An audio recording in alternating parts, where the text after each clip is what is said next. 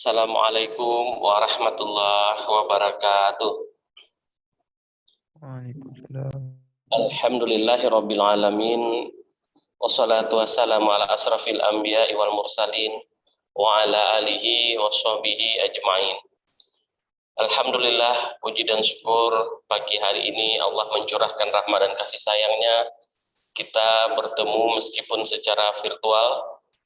Semoga di semester depan kajian duha ini terlaksana secara offline di Masjid Baitur Rahmah, karena diagendakan di semester depan kegiatan kita sudah langsung di kampus semuanya. Insya Allah, semoga Allah memudahkan itu semua. Kemudian salawat dan salam untuk Nabi besar Muhammad sallallahu alaihi wasallam. Allahumma shalli ala sayyidina Muhammad wa ala alihi wa man tabi'ahum bi ihsani ila yaumiddin. Yang kita hormati Bapak Rektor, Bapak Wakil Rektor, Bapak Ibu Dekan, unsur pimpinan, dosen, tendik, istimewa mahasiswa angkatan 2021, peserta kajian duha pada pagi hari ini.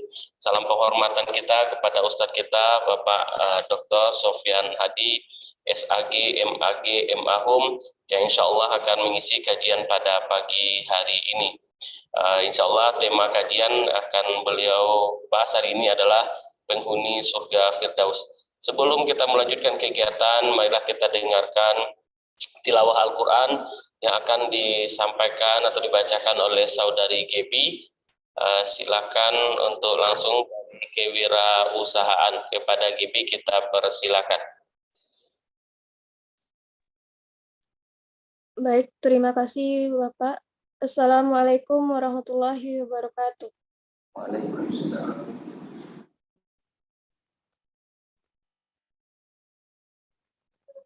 A'udzu billahi minasyaitonir rajim. Bismillahirrahmanirrahim.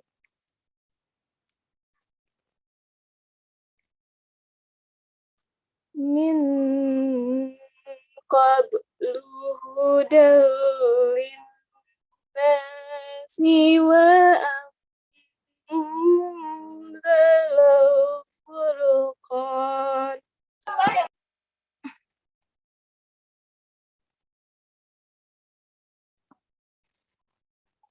Innal ladzina kafaru bi ayati Allahi lahum azabun syadid.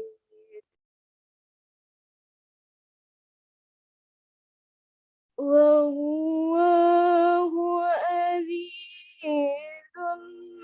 dzuntiqam.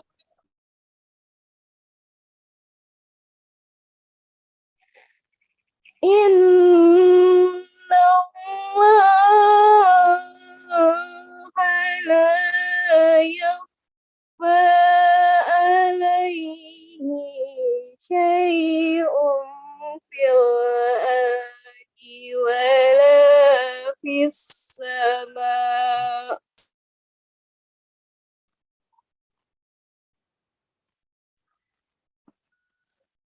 Wallazi yudawwirukum fil arhami kaifa yasha'.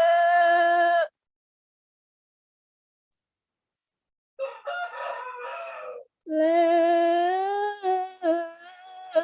ilaha illa huwal azizul hakim.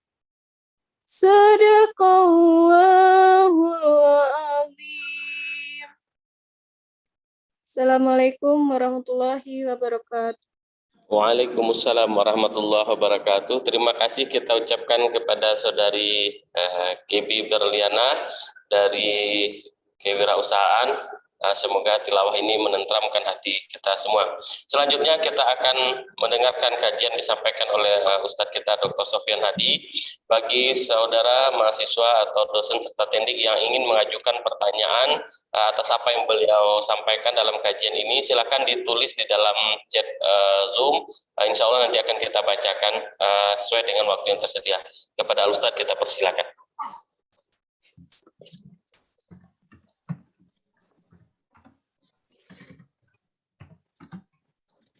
Assalamualaikum warahmatullahi wabarakatuh. Alhamdulillahirabbil alamin. Wassalatu wassalamu ala asrafil anbiya'i wal mursalin wa ala alihi wa ashabihi ajmain.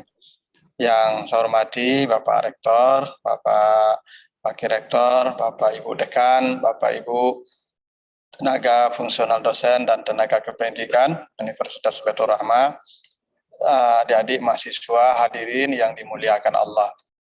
Kembali kita bersyukur kepada Allah atas segala karunia-Nya. Salawat dan salam untuk Nabi kita Muhammad sallallahu alaihi wasallam.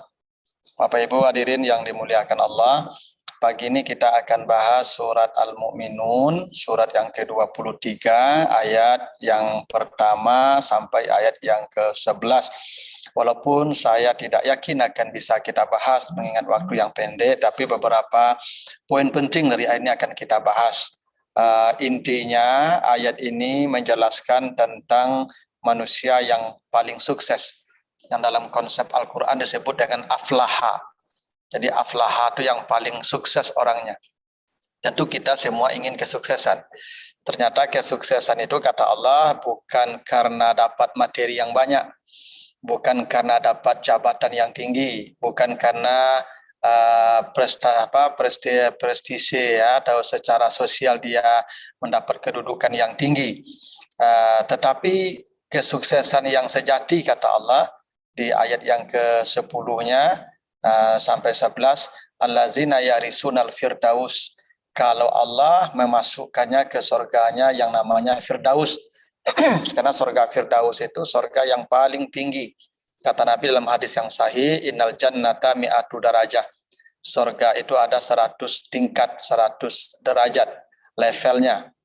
Nah, jarak dari satu surga ke surga kedua itu kata Nabi masirata khamsimi'ati am, jarak tempuh perjalanan 500 tahun. Itu jarak dari satu surga ke surga kedua, dan dia ada 100 tingkat. A'laha Firdaus, yang paling tinggi tingkatnya, yang paling mewah itu surganya Firdaus. Begitu kata Nabi dalam hadis sahih. Jadi kalau ada orang masuk ke surga Firdaus kelak, maka kata Allah itulah yang disebut aflaha, manusia yang paling sukses. Jadi kesuksesan kita Bapak Ibu para hadirin tidak di dunia. Orang ada dapat gelar sekian banyak, ada dapat harta sekian banyak, ada dapat jabatan sekian banyak. Itu bukan sukses. Itu sukses, tapi kata Allah bukan yang paling sukses. Yang paling sukses itu kalau kelak di akhirat Allah memasukkannya ke surganya yang namanya Firdaus. Tentu kita semua berharap menjadi bahagia daripada orang yang sukses itu. Tetapi kesuksesan itu tidak ya diberikan secara cuma-cuma. Kita perlu bermujahadah, berjuang bersungguh-sungguh, ya mengerahkan segenap kemampuan kita untuk mencapainya lewat pintu-pintu atau jalan-jalan yang Allah ya berikan supaya kita mencapainya. Nah, surat Al-Mu'minun ini mengajarkan kepada kita jalan kita mencapai kesuksesan yang paling tinggi itu kelak. Karena dunia ini kalaupun kita sukses itu tidak bertahan lama. Kalau kita dapat jabatan paling 2 periode ya. Kalau dapat harta paling sampai mati, itu pun tidak semua kita nikmati. Hanya yang kita makan, yang kita pakai, dan yang kita tempati. Lebih dari itu akan ditinggalkan untuk orang yang setelah kita. Jadi kesuksesan itu kata Allah, allazi ulaika humul warisun. Kalau mereka menjadi pewaris surga Firdaus. Mari kita lihat seperti apa mereka yang sukses. Apa kata Allah? Qad aflahal mu'minun. Sungguh sukseslah orang-orang beriman. Sungguh aflaha. Aflaha itu artinya sukses tadi. Nah, siapa mereka yang sukses itu? Yang disebut paling beruntung, paling bahagia itu allazina hum fi salatihim khashi'un. Ini yang paling pokok ini. Mereka dalam salatnya khusyuk. Ternyata kesuksesan yang paling hebat itu kalau orang mampu mencapai ya level yang khusyuk dalam salatnya. Ini yang yang perlu kita capai bersama. Bagaimana kita salatnya mencapai level tertinggi yaitu khusyuk. Apa itu khusyuk? Khusyuk itu sederhananya fokus. Ya, Anda semua para mahasiswa kalau punya adik yang masih kanak-kanak, coba lihat dia waktu nonton film kartun, film misalnya Upin Ipin, atau film SpongeBob. Waktu nonton film coba panggil namanya, tidak nyahut dia itu, bahkan tidak dengar dia. Kenapa? Karena lagi khusyuk. Itu khusyuk namanya ya. Jadi khusyuk itu bahasa sederhananya fokus. Keadaan seseorang yang menghadapi sesuatu secara penuh sehingga dia melupakan yang lain. Itu namanya khusyuk. Kalau orang sudah khusyuk, maka tidak akan terasa berat, apapun aktivitasnya tidak akan terasa berat. Dan Anda semua kalau pergi ke Taplau, ya pinggir laut sono tuh, nanti ada kelihatan itu sepasang anak muda, ya sepasang anak muda duduk di atas batu ya, duduk di atas batu di tempat yang panas, tapi dia bisa duduk dari jam 9 sampai jam 3 siang itu. Ya, tidak terasa panas, tidak terasa batu keras. Ya, kenapa? Karena lagi khusyuk. Begitulah kira-kira khusyuk itu. Jadi orang kalau khusyuk, ibadah tidak akan terasa berat. Apapun pekerjaan kalau khusyuk, tidak terasa itu waktu berlalu. Ya, karena begitulah sifat kita kalau khusyuk dengan aktivitas. Nah, yang paling bermutu salat seseorang kata Allah adalah khusyuk, dan karena itu wajar surganya paling tinggi. Nah, khusyuk ini Bapak Ibu, para hadirin adik-adik, itu sebabnya ada dua, ada sebab internal, ada sebab eksternal. Ini kalau kita mau khusyuk salatnya ya. Secara internal nanti baca surat Al-Baqarah 45-46. Ya, kata Allah di surat itu Al-Baqarah 45-46, wasta'inu bis-sabri was-salah wa innaha lakabiratun illa 'alal khashiin. Nah, kata khashiin itu orang yang khusyuk. Minta tolonglah kamu dengan sabar dan salat. Sesungguhnya salat itu teramat berat kecuali bagi mereka yang khusyuk. Jadi kata Allah salat itu berat. Kalau ada orang merasa berat salat, tanda dia tidak khusyuk. Tanda dia belum mencapai level khusyuk. Karena kata Allah salat itu berat. Tapi salat itu akan menjadi ringan, akan menjadi sesuatu yang menyenangkan bila dia mencapai level khusyuk. Illa 'alal khashiin. Nah, bagaimana cara kita bisa mencapai khusyuk? Kata Allah, wasta'inu bis-sabri was-salah. Salatlah dan sabarlah, sabarlah dan salatlah. Jadi sabar itu menjadi pokok untuk kita bisa mencapai khusyuk. Tidak mungkin orang yang tidak sabar salatnya itu bisa khusyuk. Ada orang salat zuhur 2 menit saja selesai 4 rakaat. Itu tidak mungkin khusyuk, itu tidak sabar namanya itu. Ya, ada juga kawan saya dulu itu waktu kuliah, ya baru 2 menit dah sampai dah selesai aja dia salat dah salam aja, ditanya sama kawan, capek sudah nih, ayo lapar yang betul gitu baca. Bukan soal lapar ndak apanya, salat itu soal kesabaran perlu. Makanya Nabi coba baca hadis Nabi ya. Aisyah bercerita, Nabi itu kalau salat malam, kata Aisyah, sampai bengkak-bengkak kakinya. Kenapa kaki Nabi bengkak? Karena kata Aisyah, la tas'al an husnihinna, jangan kau tanya lamanya Nabi berdiri. Jadi kalau Nabi salat malam, jangan tanya lamanya Nabi berdiri. Kenapa? Karena kadang-kadang Nabi itu Al-Baqarah dan Ali Imran 1 rakaat. Itu kenapa kaki Nabi bengkak. Karena terlalu lama Nabi berdiri. Coba bayangkan Al-Baqarah. Kalau Al-Baqarah saja 280 sekian ayatnya. Itu 1 rakaat itu. Ya, kita kan tidak begitu kan. Qul huwallahu inna atayna ada 2 rakaat ya. Nabi tidak. Al-Baqarah dan Ali Imran 1 rakaat. Itu kenapa bengkak kakinya? Tidak terasa Nabi kakinya bengkak. Tidak terasa. Kenapa? Karena khusyuk tadi kan. Kan khusyuk itu artinya kenikmatan. Orang kalau beribadahnya nikmat kan tidak ada terasa berat. Orang yang melihat yang susah. Dianya mah senang, enjoy. Kenapa? Karena dia menikmati ibadah. Nah, yang menikmati ibadah itu yang disebut dengan khusyuk. Maka itu Nabi diceritakan sampai bengkak kakinya. Karena begitulah hakikat salat yang khusyuk. Tidak terasa berat. Karena kata Allah salat itu teramat berat kecuali bagi orang yang khusyuk. Dan karena itu perlu sabar.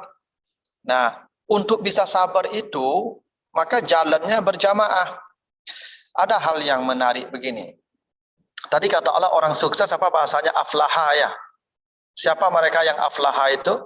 Yang khusyuk salatnya. Azan, kita dipanggil salat berjamaah. Nah, jadi azan itu panggilan berjamaah itu. Kita dipanggil untuk sholat bersama-sama di masjid. Apa panggilan azan untuk sholat kita berjamaah? Hayyalal salah, hayyalal falah. Ingat ya, hayyalal falah ya. Jadi hayyalal falah itu sama dengan aflaha tadi itu. Katanya sama. Al-falah, aflaha dari kata yang sama. Kata Allah, orang yang paling beruntung, orang yang salatnya khusyuk. Kira-kira begitu ya. Dan surganya Firdaus. Orang yang salatnya khusyuk, surganya Firdaus. Dan itu yang aflaha. Dan kita dipanggil azan, ya hayyalal falah untuk salat berjamaah. Panggilannya hayyalal falah. Mari kita meraih kemenangan. Apa hubungannya? Kalau ingin khusyuk salatnya, ya datanglah ke masjid dan berjamaah lah. Itu jalannya. Sulit rasanya bisa mengatakan orang yang sholat di rumah lebih khusyuk. Sulit. Kenapa? Ya kalau di rumah banyak gangguan, apalagi ibu-ibu, kadang anak, kadang cucu, kadang suami, macam-macam kalau di rumah tuh. Kalau di masjid tidak ada gangguan. Yang kedua, tempatnya tentu lebih baik, lebih fresh kalau di masjid. Yang ketiga, ada imam, bacanya lebih bagus karena ada syarat jadi imam tuh bacanya yang paling baik, hafalannya yang paling banyak, ilmunya yang paling dalam. Makanya ketika kita dengar bacaan imam itu hati kita semakin bertambah khusyuk. Maka tidak ada tempat yang paling baik salat untuk kalau kita ingin mencapai khusyuk, maka berjamaahlah di masjid. Itu kenapa hayyalal falah. Kenapa kita dipanggil salatnya hayyalal falah. Dan tadi kata Allah aflaha al-mu'minun. Ada orang beriman yang aflaha. Siapa mereka? Yang khasyi'un salatnya. Kalau begitu khusyuk di mana? Hayyalal falah. Ikuti hayyalal falah itu khusyuk itu. Saya kalau jujur nih, adik-adik menjawabnya nih para mahasiswa, Anda kalau salat sendiri di rumah, salat berjamaah di masjid, mana yang cepat selesai? Sulit rasanya di rumah itu lebih lambat itu. Ya toh? Kenapa? Karena kita sopir di rumah itu bisa kulullah inatena itu izajaa dapat yada muter-muter sana aja nanti itu dari subuh sampai isya. Cobalah anda percaya. Kalau di masjid kan tidak bisa begitu. Ada komandannya, ada imamnya. Kita dengar bacaan yang baik. Nah itulah Bapak Ibu para hadirin. Kalau ingin mencapai level yang khusyuk, maka ikuti hayyalal falah. Datanglah ke masjid, berjamaahlah salatnya. Dan itu yang paling beruntung manusianya.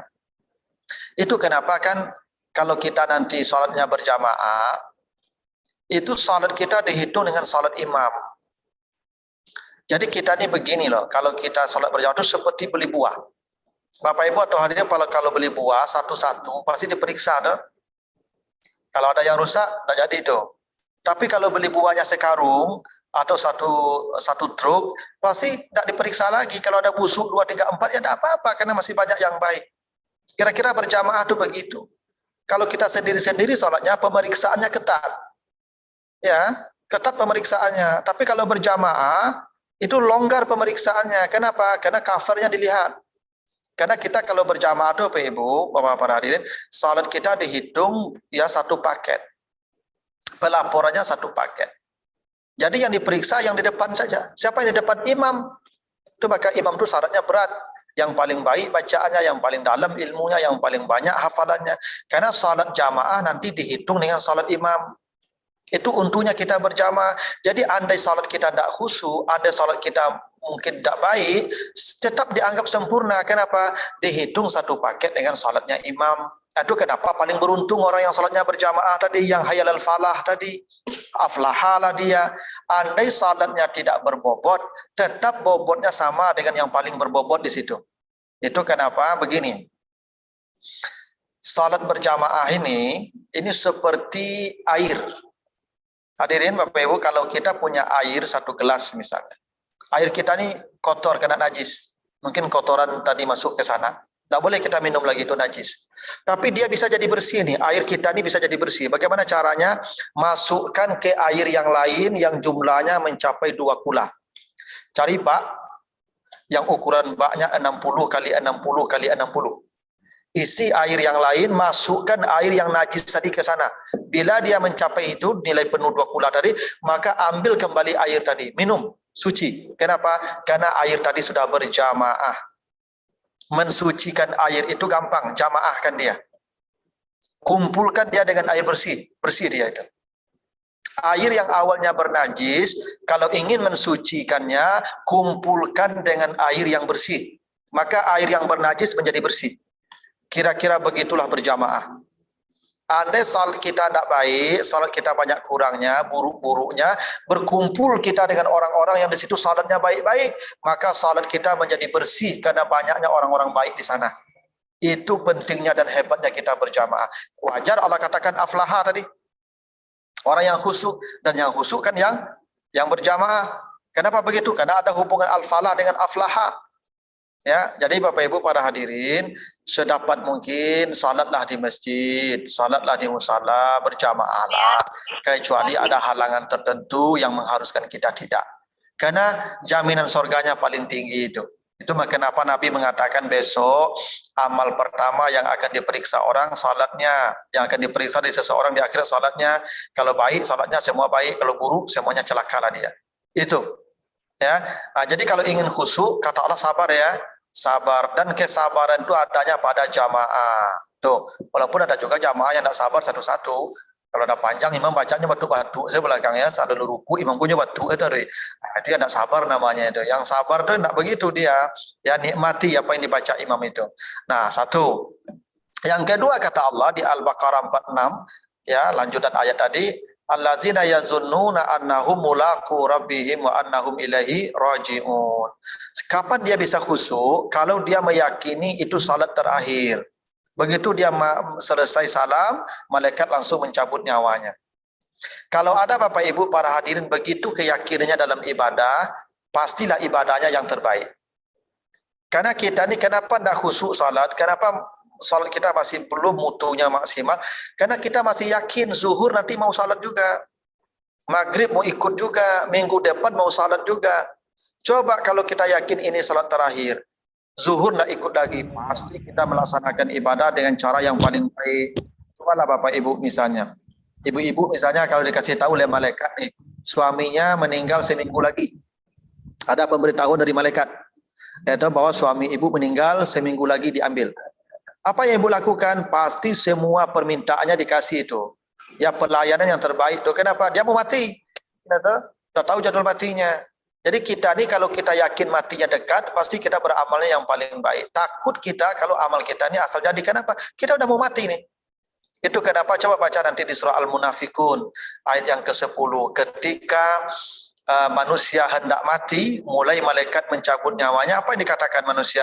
Rabbi laula akhartani ila ajarin qarib fa asaddaka wa akum minas salihin. Ya Allah, tolong tunda mati saya sedekah dulu semua harta saya dan saya tambah semua amal-amal baik saya. Tak, kan kenapa? Karena dia sudah mau mati, dia sudah tahu jadwal mati. Karena itu dia minta menambah amal. Dia mungkin memaksimalkan waktu yang pendek untuk beramal semaksimal mungkin. Kenapa sekarang tidak? Karena kita merasa mati masih jauh. Orang kalau merasa mati masih jauh, dia tetap lalai beribadah tuh. Ibadah akan sampai ke level yang khusyuk. Pastilah itu.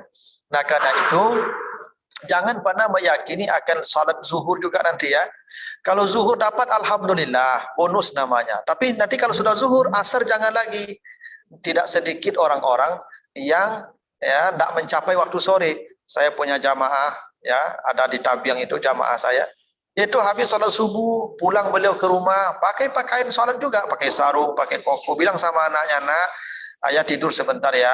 Nanti kalau tertidur 6:30 tolong bangunkan, saya mau buka kedai. Baiklah kata anaknya, 6:30 dibangunkan dah hilang, tak ada lagi. Siapa yang meyakini zuhur masih salat? Karena kita ini Bapak Ibu para hadirin akan mati di antara waktu salat dan pasti ada salat terakhir yang kita kerjakan. Saya boleh jadi subuh tadi yang terakhir. Karena nanti waktu saya pulang dari sini, mungkin kecelakaan, ditabrak, meninggal. Dan subuh tadi yang terakhir. Andai subuh tadi saya tidak terbaik, merugilah saya. Karena itulah kata Allah, jangan pernah meyakini setelah salat itu ada lagi salat. Setelah salat, malaikat datang. Kalau ada orang berkeyakinan begitu, pasti salatnya yang paling baik. Itu internal kita. Tapi ada sebab eksternal. Apa sebab eksternal? Satu, itu diajarkan Nabi begitu ya. Hindarkan semua perkara yang akan merusak fokus. Makanya kata Nabi, iza quddimal asya fabda'u bihi qabla an tusalli al-maghrib. Kalau makanan sudah terhidang, salat waktunya datang, makan dulu, jangan salat. Walaupun salat maghrib, kan salat maghrib pendek, Ustaz, ya enggak apa-apa. Kalau sudah terhidang makanan, perut sudah lapar, di nasi sudah nampak onggok-onggoknya nih, sambal, makan dulu, jangan salat. Nanti Anda salat, orang sudah makan. Ini nanti pas Allahu Akbar yang dipikirkan, alika tingkah, enggak leka. Pasti gitu pertanyaannya tuh. Daripada kita memikirkan makanan, lebih baik makan dulu. Makan dulu, biar terlambat enggak apa-apa, kan waktu salat ada masih lama, masih panjang. Enggak masuk neraka, Ustaz. Enggak, Nabi ajarkan begitu, masuk neraka pula, kenapa? Ya. Waktu salat itu panjang, selama di waktunya boleh. Ya toh? Apalagi ada hal-hal penting nih, apalagi nih kadang-kadang saya lihat mahasiswa ada sebagian dosen sedang ngajar, apalagi saya sering ngajar jam 11. Kalau jam 11 nanti berhenti jam setengah 1. Jam 12:04 azan, mahasiswa langsung tunjuk tangan minta izin, Pak, saya mau salat dulu ya. Jangan, tunda salatnya dulu. Kan waktu salat panjang. Kalau tidak boleh terlambat salat, untuk apa dikasih waktu panjang? Boleh terlambat itu, cuman yang tak boleh itu kalau main-main, santai-santai, main HP, nah itu tidak boleh terlambat. Tapi kalau kuliah, selesaikan kuliah dulu. Kalau makan, makan dulu. Itu perintah Nabi begitu. Jangan sampai kita salat, banyak gangguan di pikiran kita. Selesaikan semua gangguan itu. Begitu caranya. Jadi kalau nanti makanan sudah terhidang, makan dulu. Jangan salat dulu. Ya, apalagi Pak beralik misalnya tuh. Dari jam sabali orang acara wak lapar pas orang kazan selesai sambutan tu orang baru makan baik ke masaji tinggal habis biko makan bersama tu mah bisa tinggal itu kalau makan bersama aku dah terkendali dia ke ya kalau lama sama makan saya dulu dapat banyak biko tu mah yang kemudian dapat kicau-kicau sebeko itu gitu ya. Jadi makan dulu itu artinya apa, buang segala sesuatu yang merusak fokus. Hentikan. Itu kenapa begini loh, Nabi pernah berkata ke Aisyah. Aisyah itu ada gordennya warnanya mencolok. Gorden itu dekat mihrab Nabi. Maka kata Nabi, ya Aisyah amiti anni karamaki. Aisyah tolong buka gordenmu lah, karena mengganggu fokus saya. Jadi mata kita ini tidak bisa, di depan kita sesuatu yang bisa mengganggu fokus. Makanya yang paling baik saf yang paling depan kan. Kenapa paling depan? Karena kalau paling depan yang lihat tembok saja. Kalau di paling belakang salat banyak mau dilihat di baju kawan kadang beda warnanya, kadang kelepak baju kawan bakarak begitu, dan mendaki. Itu nanti buat jadi pikiran tuh. Kadang ibu-ibu di belakang nampak mukena kawan enggak rancak warnanya tuh. Lalu kita berkata, di mahnya Bali tipu gitu. Lah mikirkan mukena orang kita tuh. Makanya yang paling depan yang paling baik karena fokus kita di situ. Nah, jadi jangan sampai di depan, makanya nih, saya sarankan adik-adik nih, kalau mau salat berjamaah ke masjid, jangan bawa baju yang bermerek-merek di belakang. Ada juga orang bawa baju bermerek di belakangnya, pakai tulisan. Tulisannya kadang bikin jengkel kita. Yang baca gila, orang baca dah, Pak. Ya kan? Jangan yang begitu kalau mau. Makanya kata Allah, kalau ke masjid, pakai pakaian yang indah. Yang indah. Karena kondisi kita mempengaruhi orang di sekitar kita. Maka yang bau, misalnya nih, kalau bekerja seharian di luar rumah, ganti bajunya itu. Jangan baju itu juga bawa salat baunya nanti. Ya toh? Makanya kata Nabi, kalau tidak memberatkan umatku, saya paksa mereka menggosok gigi setiap salat. Makanya adik-adik, para hadirin ini kalau mau salat berjamaah ke masjid, gosok gigi dulu. Kenapa? Karena bau mulut kita mempengaruhi orang sekitar kita. Apalagi yang suka makan jariang, makan patai, beko tasbihnya kencang tuh, subah. Itu bah orang sebelah kiri kan coba dia kesalnya minta ampun dalam salat tuh gara-gara kita tuh tidak khusyuk dia tuh. Nah, itu maksudnya sebab eksternal. Jadi jangan salat menghadap ke jalan. Ke jalan menghadap macam-macam orang lewat tuh. Jangan menghadap ke sungai. Namun sungai banyak nih kanyu begitu tuh. Jangan menghadap ke sungai. Ya, ada juga tuh cerita di kampung saya nyo disuruh menggaru ayam ya. Ada jamuran padi dulu kan di halaman orang jamur padi tuh. Aduh kecil amaknya jago ayam ke aja. Kau masuk ayam ke jamuran kau ajak lah. Pas waktu salat datang, ada yang mau menggantikan menjaga itu jemuran tuh. Baca rohnya salat saja maduk ke jemuran tuh. Untuk ke kiblat maduknya, maduk ke jemuran tu. Sadang semayang, tibu ayam serombongan yang makan padi tu. Pas begitu ayam tu masuk ke padi tu, dia baca lah qul huwallahu ahad, Allahus, atau pengampu ayam ke sadonya. Itu gara-gara namun tu tak boleh begitu ya. Jadi jangan ada sesuatu yang merusak fokus kita. Begitu tu. Kalau mau khusyuk begitu. Tapi kuncinya tadi saya sarankan kalau Anda mau khusyuk, para hadirin datanglah ke masjid berjamaah lah. Itu garansinya di situ. Dan aflaha ya khairal falah, surganya Firdaus. Saya kira begitu. Kalau ada pertanyaan Ya, satu ayat dulu kita bahas, kita lanjut ke bagian pertanyaan. Silakan Pak, saya kembalikan Pak.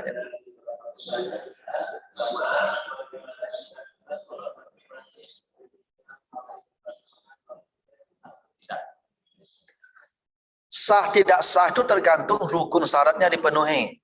Sepanjang rukun syaratnya dipenuhi, dia sah.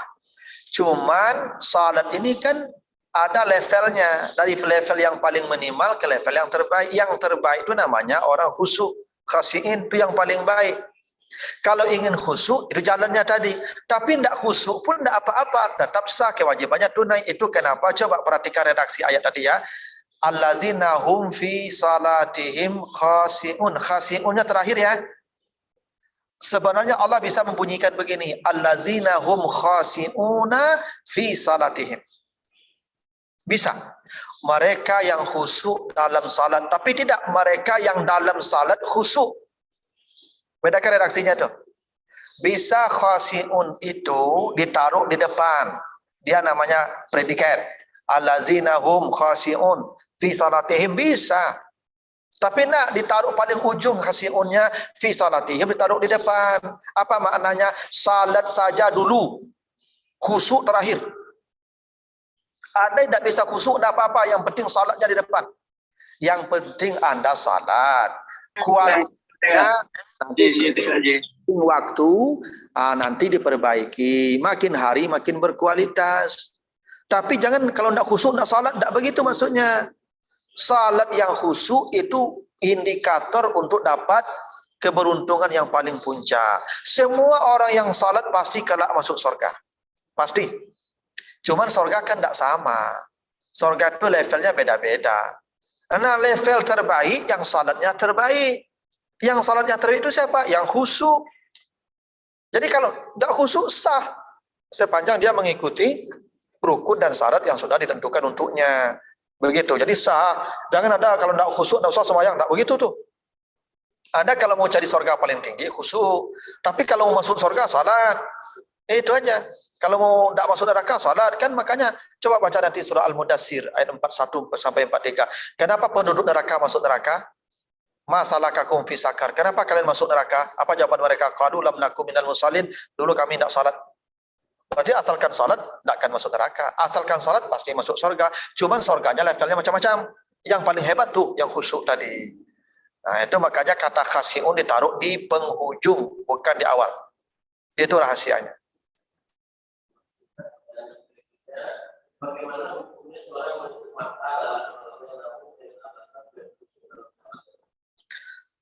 Sunnahnya kalau kita salat itu mata menghadap ke tempat sujud. Kenapa? Kata Nabi begini, bila lewat dua yang hitam, kamu sedang salat lewat dua yang hitam di depanmu, bunuh. Dua yang hitam itu maksudnya ular dan kalajengking. Kita sedang salat lewat ular, lewat itu kalajengking, lewat itu lipan, ya, serangga yang berbisa itu. Kata Nabi dalam salat itu bunuh, tidak membatalkan salat, membunuh hewan itu. Dulu Nabi kan salat kadang-kadang di luar, tidak selalu di masjid. Ada tongkat di samping Nabi itu, di depan Nabi itu ada sutra tongkat kadang-kadang. Nah kalau lewat ular, lewat sepasan, lewat itu kalajengking, pukul dalam salat itu, bunuhlah dia. Itu artinya apa itu? Mata dibuka. Kalau dipicang mata itu dah nampaknya lalu lah. Ya kok ular ketek, kok ular gadang, mereka banyak lulu saja langsung. Nanti boleh lemparu saya wala kalam saya dan pada itu. Hanya buka mata itu. Jangan ditutup matanya. Ya kalau ular-ular lidi yang lewat, ya ular-ular ular sawah, kok ular anaconda. Lewat apa picang mata. Lanyo agak saya kepala tu tiba-tiba lanyo lulu saja itu. Makanya buka mata itu. Jadi salat itu dibuka mata. Dilihatkan ke tempat sujud, jangan pula ke atas. Karena kata Nabi, siapa yang melihat ke atas, maka setan telah merampok salatnya. Salatnya sah, pahalanya tidak ada lagi. Kalau dia kepalanya mendongak ke atas, maka kepala itu ditundukkan ke bawah, namanya khusyuk itu tunduk. Tundukkan ke tempat sujud. Ya, jadi perhatian lu baju orang sadonya. Adalah orang salat dia kan perhatian baju orang sadonya. Ya, sehingga apa dia patang ku apa tu kat pasar aku bajunya. Apa majai ku ternyata. Pikirkan itu tuh. Ya, jangan begitu. Ya, ke tempat sujud. Nah, itu khusuk di situ khusuk. Ya. Kalau mata kita diarahkan ke tempat sujud. Jadi jangan ditutup. Kalau tutup boleh enggak apa-apa, boleh. Yang tak boleh itu ya membatalkannya mungkin ya bergerak lebih dari 3 kali berturut-turut gerakan yang besar, atau berbicara mota-ota, atau melakukan gerakan-gerakan yang tak ada dalam salat. Tapi kalau memejamkan mata itu boleh. Cuman yang dituntunkan Nabi tidak memejamkan mata, tundukkan mata, buka matanya, arahkan ke tempat sujud. Atau nanti tiba-tiba saya kalau sesepasan tiba naik saya ke kaki aja tu. Tapi kalau buka mata akan nampak yang lewat. Gitu. Tuh, buka matanya, jangan ditutup.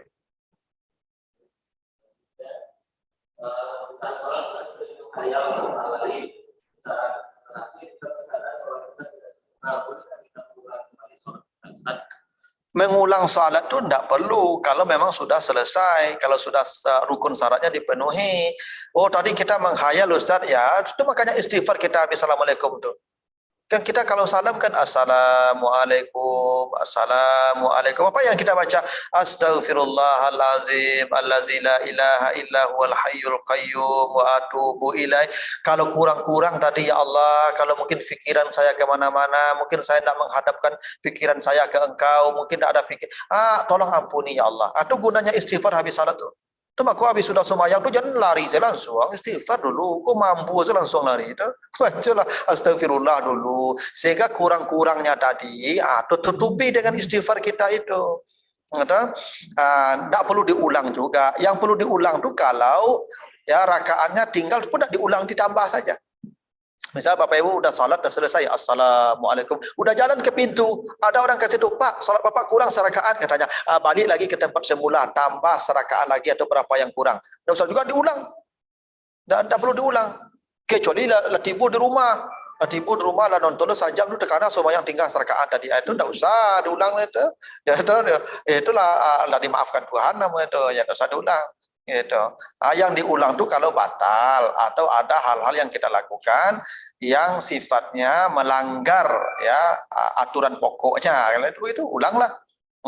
Ada misalnya di kita salat kan, misalnya subuh tadi kita tergesa-gesa salat tuh, tertahu kita tadi junub, sebenarnya kita junub, lupa mandi itu, habis salat ingat tadi bahwa kita belum mandi, mandi dulu, ulang lagi salatnya, itu aturannya kalau kita junub ya. Bahkan ada juga tuh ketentuan imam, misalnya imam ini lupa dia junub, pergi dia ke masjid, jadi imam dia, ya toh, jadi mengimami orang dia. Nah, habis salam dia pulang, ingat dia belum mandi junub, dia datang lagi ke masjid tuh, ya mandi, dia teriaki, Bapak Ibu yang jamaah subuh tadi ulang salatnya, saya tadi junub, begitu aturannya, karena tidak sah salatnya. Kalau imamnya junub tidak sah, gitu, begitu ketetapannya. Jadi ya yang membatalkan saja kalau itu kita lakukan ya ulanglah. Kalau khusyuk pikiran ke sana kemari tidak membatalkan itu. Itu makanya tadi salatlah di masjid, salatlah berjamaah, cari saf paling depan. Itu semuanya menghindari hayalan-hayalan itu. Ya dah? Nah, begitu.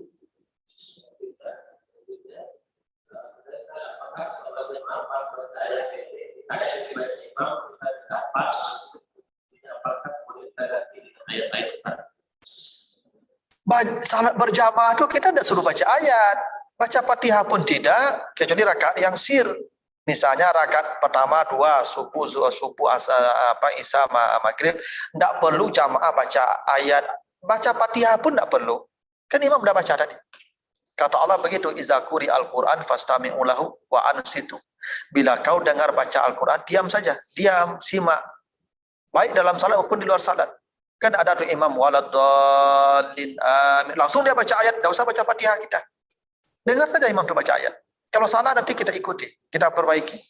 Kalau awak baca ulum di belakang sama-sama sorang-sorangnya lah baca ayat lah salah, lah antuk saya minta tolongnya, beko lah, tidak bisa itu, tolongnya capek, gitu aturannya, gitu.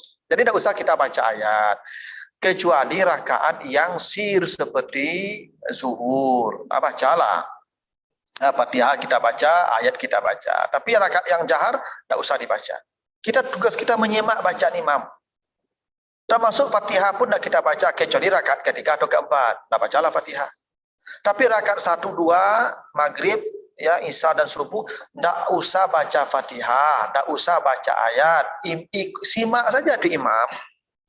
Kecuali imamnya kasih waktu jeda, waladhalin amin. Ada dikasih waktu dia diam. Udah bacalah Fatihah. Itu pun sebisanya. Kalau dia sudah mulai baca ayat, berhenti baca Fatihah dengan ayat imam. Itu aturan berjamaah. Berjamaah kita ada duduk lagi membaca, bacaan imam bacaan kita. Itu hebatnya berjamaah itu. Begitu, Pak. Bagaimana jika berjamaah di rumah, Ya perempuan tidak apa-apa di rumah. Kalau bapak-bapak tidak ada alasan di rumah. Kecuali dia sakit atau musafir atau kondisi-kondisi tertentu tertidur misalnya. Tapi kalau dia laki-laki, kata Nabi, kalau dia tidak ke masjid, bakar rumahnya. Jelas. Bahkan ada sahabat buta mengadu ke Nabi, ya Rasulullah, inni rajulun a'ma. Saya ini buta. Wala ahada yakuduni ilal masjid. Tidak ada yang bisa mengantar saya ke masjid. Saya buta, tidak punya anak, tidak punya istri, tidak punya keluarga, hidup sebatang kara. Bolehkah saya salat di rumah? Bolehkah saya salat di rumah? Karena saya buta, tidak ada anak istri. Apa kata Nabi? Hal sami'tan nida. Kau dengar tak azan sampai ke rumahmu? Sami'tu ya Rasulullah. Saya dengar azan ke rumah ya Rasulullah. Apa kata Nabi? Fa'ajibhu, engkau wajib menjawabnya, datang ke sana. Maksudnya engkau wajib datang ke masjid walaupun buta. Jadi laki-laki tak ada alasan kalau dia salat di rumah. Oh, ingin berjamaah dengan istri. Istrinya tak perlu berjamaah juga. Perempuan kan tak perlu berjamaah. Kalau dia nak mau berjamaah tak apa-apa. Karena perempuan diberi garansi tak berjamaah. Yang penting perempuan salat 5 waktu. Tak berjamaah tak apa-apa. Dia puasa Ramadan itu saja ya. Tak tarawih tak apa-apa. Main HP di rumah tak apa-apa. Tapi yang ketiga ni, wa ata'an zaujaha, dia patuh pada suaminya. Amal yang paling besar itu patuh pada suaminya itu. Perempuan tak dituntut berjamaah juga, tak apa-apa. Tapi tak ada pula alasan dengan mengimami isi di rumah. Tak ada alasan itu. Biarkan saja ibu itu sendiri di rumah salatnya. Yang bapak ke masjid. Tentu akan lebih baik dibawa ke masjid. Karena begini loh Bapak Ibu. Salat itu kan persembahan kita kepada Allah. Sebaik-baik persembahan itu kita antarkan ke rumah yang bersangkutan. Sama. Bapak Ibu mengasih hadiah ke saya misalnya. Saya disuruh menjemput ke rumah Bapak Ibu. Ya bisa saja, cuma kan tidak etis itu. Yang paling baik, Ibu antarkan ke rumah saya. Ya, itu yang paling baik. Dan sama logikanya begitu. Kita ada persembahan kita kepada Allah. Maka sebaik-baik persembahan itu hadirkan ke rumahnya, antarkan ke rumahnya. Allah ada di mana-mana, ya persis begitu. Di mana saja Allah ada itu. Timur dan barat Allah ada itu. Cuman ada rumahnya. Ada Baitullah, rumahnya. Makanya kalau kita mau berdoa, meminta, kan datang ke rumahnya. Anda mahasiswa, bisa minta lewat HP kan ke dosen. Pak, tolong dibuat buku besok Pak. Tolong Abu pinjam buku apa? Telepon bisa, tapi kurang sopan. Yang paling baik datang ke rumahnya Pak. Saya mau meminjam buku Bapak. Boleh saya ke rumah? Itu lebih hebat. Meminta ke rumah orang itu lebih hebat. Ketimbang ya tidak di rumahnya.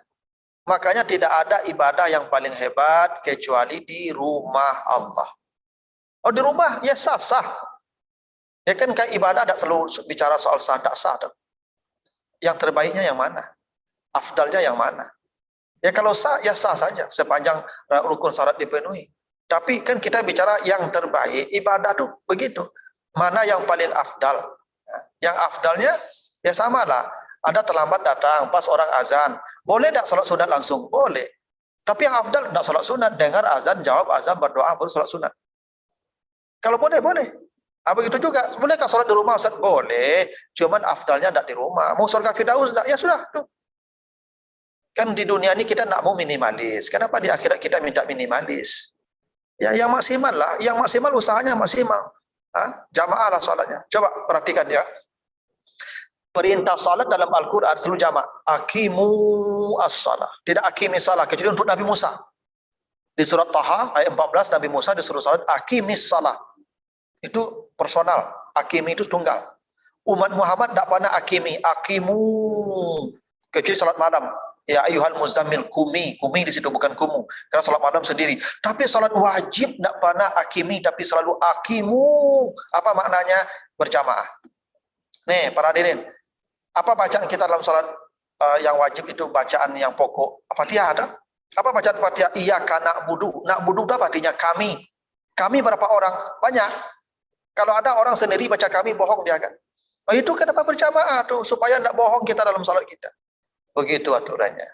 Jadi sedapat mungkin berjamaah lah, di masjid lah, itu sedapat mungkin.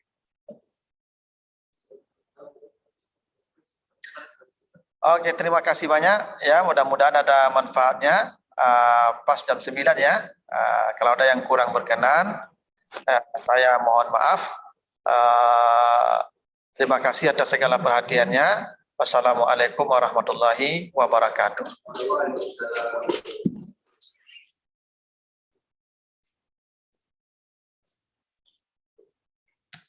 Terima kasih banyak kita sampaikan kepada Ustadz kita Dr. Sofyan Hadi, SAG, MAG, MAHUM yang sudah menyampaikan kepada kita tuntunan beribadah luar biasa, meskipun ini adalah sesuatu yang lazim kita lakukan, namun ada kalanya kita abai atau luput untuk mengikuti apa yang sesuai dengan ketentuan atau tuntunan Rasulullah SAW. Semoga dengan apa yang beliau sampaikan termotivasi kita mengikuti mencapai apa yang dijanjikan oleh Allah menuju surga Firdaus, yang memang mesti ada upaya kita, keseriusan kita, kesungguhan kita untuk mencapainya.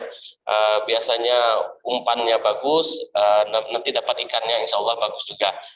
Semoga apa yang kita tanam di dunia ini kita akan petik hasilnya di akhirat kelak dengan kebaikan yang berlipat ganda. Amin Allahumma amin. Selanjutnya kami ingatkan kepada adik-adik mahasiswa, kita kajian duha masih ada 2 minggu lagi atau 2 kali lagi, baru kita melaksanakan ujian akhir semester. Jadi ada 2 kegiatan lagi. Kami mengingatkan absensi saudara untuk kajian duha ini sebagai prasyarat untuk mengikuti ujian mata kuliah kewarganegaraan. Jadi kalau misalnya absensinya tidak memenuhi, maka nilai mata kuliah kewarganegaraan bisa dipastikan tidak akan keluar. Kemudian jangan lupa tugas yang sudah diamanatkan terkait dengan kegiatan kajian duha yang kita sudah sampaikan di awal, sudah harus mengirimkannya, nanti akan dievaluasi di tingkat fakultas. Demikian saja kajian duha kita pada pagi hari ini. Semoga Allah merahmati kita semua, meskipun kita hadir secara virtual, meskipun kita tidak bertatap muka, tetapi kita hadir secara virtual merupakan rahmat dari Allah juga bagi kita. Semoga paket data atau internet yang saudara pakai, Allah ganti dengan kebaikan yang berlipat ganda juga. Amin, Allahumma amin. Kita tutup pertemuan hari ini dengan membacakan kafaratul majlis. Subhanakallahumma bihamdika, asyhadu an la ilaha illa anta, astaghfiruka wa atubu ilaika. Assalamualaikum warahmatullahi wabarakatuh.